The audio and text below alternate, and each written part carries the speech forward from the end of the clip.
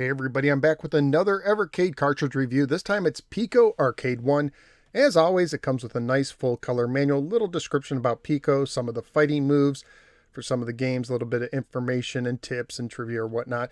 Always dig these manuals, but let's see how the games play. So let's go ahead and take Piko Arcade 1. Let's pop it in my Evercade VS and see how these games hold up today. Let's go to the games. Piko Arcade 1 is cartridge 10 of the Purple Boxed Arcade series. Amazon gives it a release date of August 11th, 2023 here in the States, and had it in stock at the standard $19.99 price point at the time of my research. This cartridge contains the following 9 arcade games, 6 of which come from Korean developer Unico. I will list them from my least favorite, working my way up to my most favorite. And we're going to start with Diver Boy from 1992. This game was originally created by Electronic Devices Italy and features a series of single screens and is for 1 or 2 players.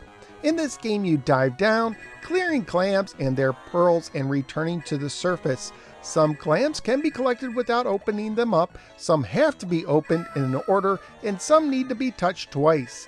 Collecting a pearl will also release a treasure you can collect for extra points. You press the button once to dive and will automatically ascend after you touch something, but you can also press the button to start ascending sooner or mash on it when ascending to ascend slower. Extra treasures and power-ups can also appear, including a barrel submarine that shoots spears and letters that, if you are able to use to spell Diver Boy, will release a 1-up dial that you can also collect. Clear all the clams and you move on to the next level. At certain checkpoints you will face a boss in your barrel sub. It's an interesting and unique game, and the graphics are okay, but some of the music can be irritating. But what really drags the game down for me was its repetitive gameplay, insanely tough boss fights at times, and some frustrating levels here and there.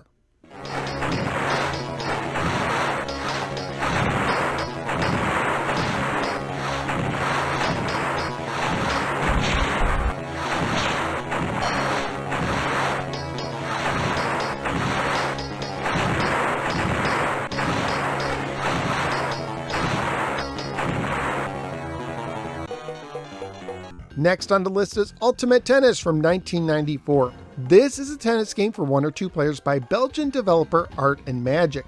This game uses 3 buttons for 3 different types of swings and can be used in combination for other swings. Credits will give you a certain number of balls to play, so your credit can end in the middle of a match. You can select from several players and locations and even use a beginner's mode that will give you tips while playing. This is a nice looking game, but what makes it tough for me is the perspective. They try to help out by turning the ball green at the best time to hit it, but the perspective is so low to the ground, it made it hard for me to judge things accurately and get into the flow. This is one of those games I probably would appreciate more if I put more time into it, but honestly, I really don't have much of a desire to put more time into it, and rather play other tennis games instead.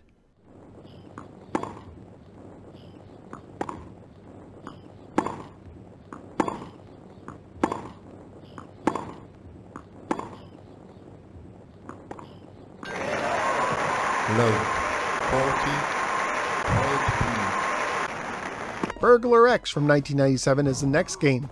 This is a single-player overhead action game.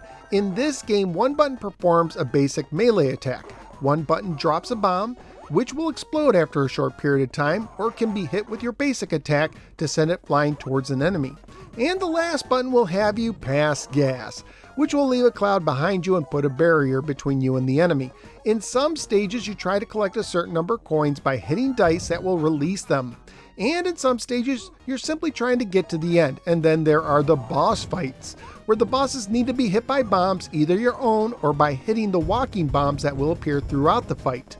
If you hit the 2 colored boxes to match the 2 colored spheres at the top of the screen, you can enter a matching bonus game where you try to match 3-section horizontally scrolling pieces similar to Super Mario Bros. 3.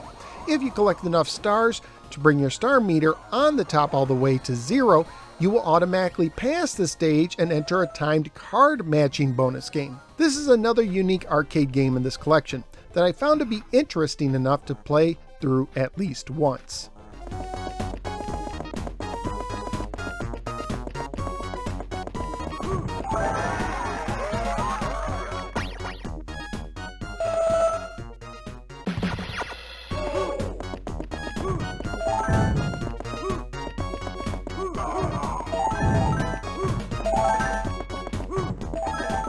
Steel Force from 1994 is the next game, an overhead run-and-gun game for 1 or 2 players originally created by Electronic Devices Italy. In this game, you use one button to fire your main weapon and a second for your limited grenades.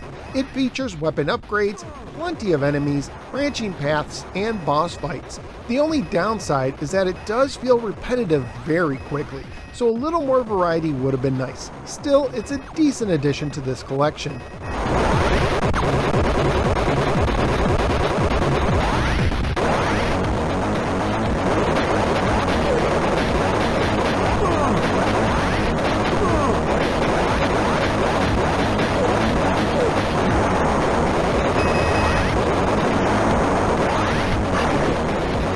Next, we have Master's Fury from 1996. This is a Street Fighter style fighter for 1 or 2 players. The game was also ported to the PlayStation in Japan under the name The Master's Fighter. Squint hard enough and you might see redesigned SNK fighters. It uses 4 buttons with 2 kicks and 2 punches. It also has a meter on the bottom, which reminds me of the countdown timer from ET for the Atari 2600. I honestly have no idea what it's for, and I couldn't find an explanation online or in the manual. It seems to go up when you take damage, so it might give your moves a little bit more power when full to help even things out, but that's just a guess. If you know what it is, please let me know in the comments below. As for the game, it's okay, but I found it a little too difficult for my taste when playing early on.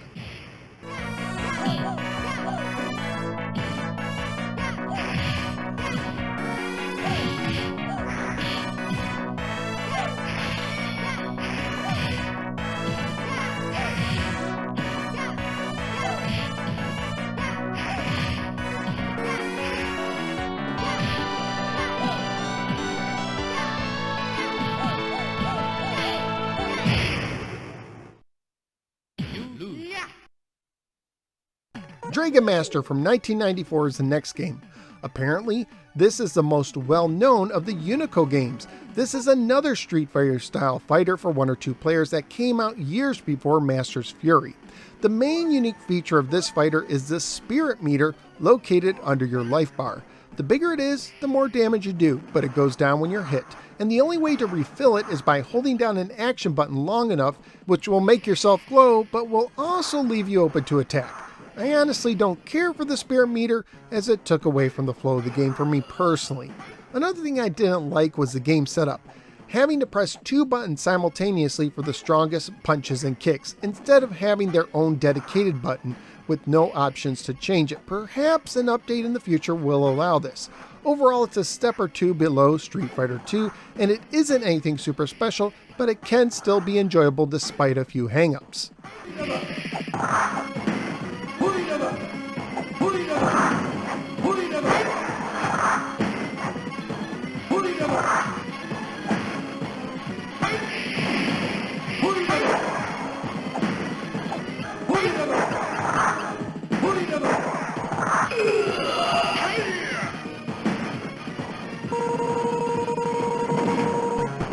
Next is Fancy World Earth of Crisis from 1996. This platformer for 1 or 2 players contains a series of single-screen levels. I don't know why, but in recent years my enjoyment of this style of game has grown on me. Clear each level of the baddies while trying to uncover hidden treasures and power-ups. Spell bonus to go to a bonus level to earn more points. Clear enough levels and you face a boss. It's kinda standard, but it's also kinda fun and oddly a little bit relaxing.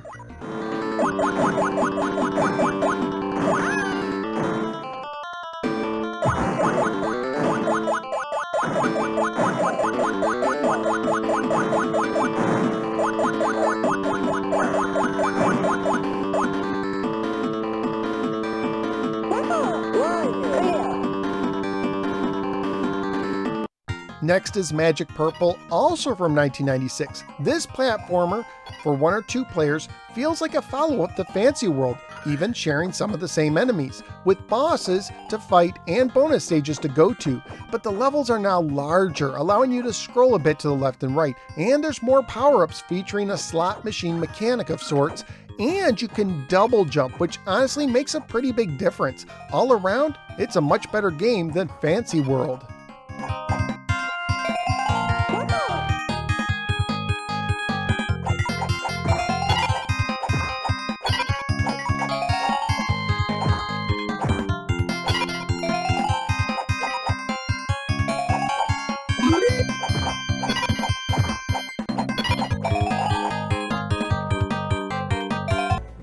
Finally, I have 1999's The Legend of Silkroad. This is a beat 'em up for 1 or 2 players, and it feels like a Golden Axe knockoff, but it's a fun knockoff even if it's not on the level of a Golden Axe. You select one of the 3 fighters, swinging your weapon left and right while also using your magic, which isn't super strong, but you actually get a lot of it.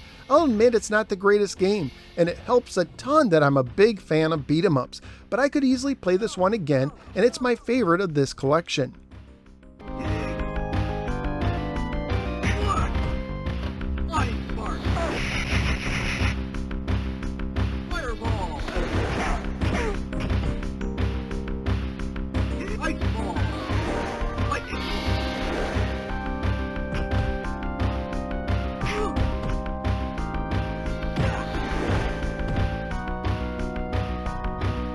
Family-friendly wise, the game received a PEGI rating of 12 and contains some animated violence, blood splatter in Legend of Silkroad, and in Burglar X, the sliding puzzle features a picture of an anime girl who's only wearing what I think are panties and an open dress shirt barely covering her top.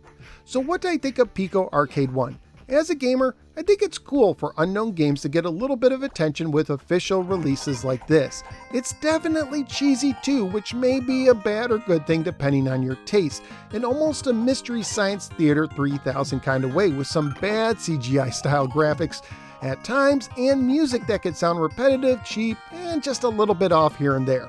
And I wouldn't say that any of these games are quote-unquote great, but I do appreciate the variety, and some of the games are kind of good. So it's not for everyone, and personally I don't think any of these games are hidden gems, but I do think it makes for an interesting compilation for some gamers.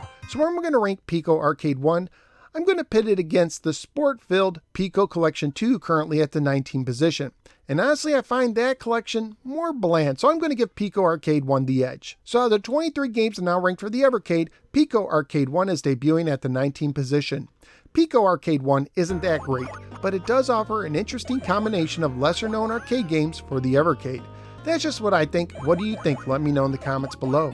If you enjoy videos such as this one and want to support my work, please click like and subscribe, drop a comment below, and for mega supporters, either become a channel member or sign up at patreon.com/NoSwearGamer.